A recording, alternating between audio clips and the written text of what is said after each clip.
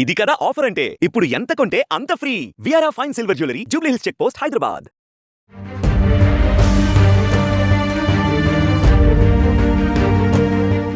గ్రహాంతర వాసులు నిజంగా ఉన్నారా లేరా? ఉంటే ఏ గ్రహంపై ఉన్నారు, ఎలా ఉంటారు? ఇది అందరికీ పెద్ద ప్రశ్న, అంతుచిక్కని ప్రశ్న. తాజాగా ప్రపంచంలో అత్యంత ప్రముఖ బయాలజిస్టులో ఒకరైనటువంటి ఆక్స్ఫర్డ్ యూనివర్సిటీకి చెందిన ప్రొఫెసర్ కౌల్సాన్ ఏలియన్స్పై ఆశ్చర్యకర విషయాలు చెప్పారు. ఏలియన్స్ లైఫ్ ఎలా ఉంటుంది, అవి మనుషులపై ఎలాంటి ప్రభావం చూపనున్నాయి వంటి అంశాలపైన తన ఆలోచనలను పంచుకున్నారు. ఇవన్నీ ఊహాజనితమే అయినా కొంత ఆసక్తిని పెంచుతున్నాయి.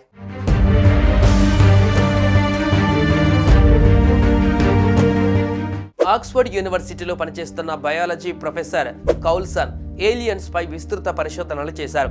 ఆయన దాదాపు 200 ఆర్టికల్స్ రాశారు. తాజాగా రాసిన ది యూరోపియన్ మ్యాగజైన్లో ఏలియన్స్ కు సంబంధించి ఆసక్తికర అంశాలను చెప్పారు. ఏలియన్స్ ఇప్పటికే భూమి వైపు రావడానికి ప్రయాణం మొదలుపెట్టాయని ఆయన చెప్పారు. గ్రహాంతర వాసులు హాలీవుడ్ సినిమాలలో చూపించినట్లుగా ఉండరని, చాలా లావుగా నెమ్మదిగా కదిలే బొమ్మల్లా ఉంటారని ఆయన రాశారు. అవతార్ సినిమాల్లో చూపించినంత ఆకర్షణీయంగా ఉండరని, స్టార్ వార్స్లో ఉండే జబ్బా ది హట్ క్యారెక్టర్లా ఉండే ఛాన్స్ ఉందని, లేదా డూన్ సినిమాలోని బారన్ వ్లాదిమిర్ హోర్కోనెన్ లా ఉండవచ్చని రాశారు.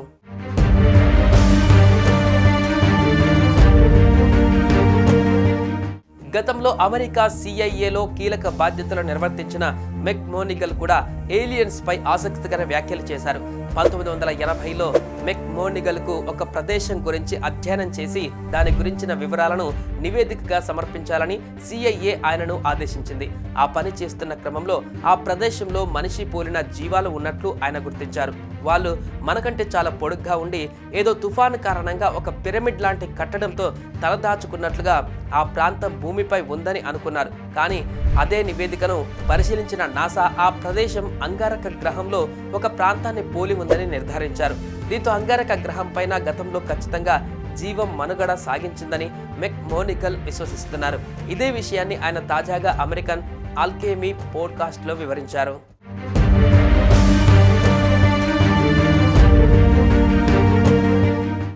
తనని టైం ట్రావెల్ గా చెప్పుకునే ఎల్విస్ థామ్సన్ కూడా ఏలియన్స్ పై ఆసక్తికర వ్యాఖ్యలు చేశారు.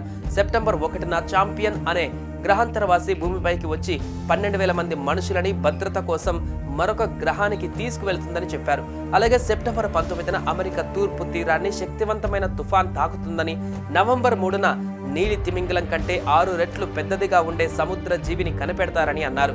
ఇలా తేదీలతో సహా ఎల్విస్ 2025లో జరగబోయే విషయాల గురించి చెప్పారు.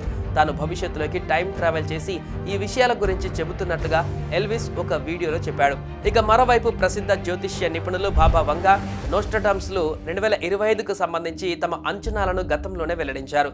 ఏలియన్స్ గురించి బాబా వంగా కూడా ప్రస్తావించారు. 2025లో ఏలియన్స్తో మనిషికి పరిచయం ఏర్పడుతుందని ఆమె చెప్పుకోవచ్చు. మొత్తానికి ఇవన్నీ ఊహాజనితమే అయినా ఏలియన్స్ ఉన్నాయా లేదా అన్నది ఇంట్రెస్ట్ గా మారింది.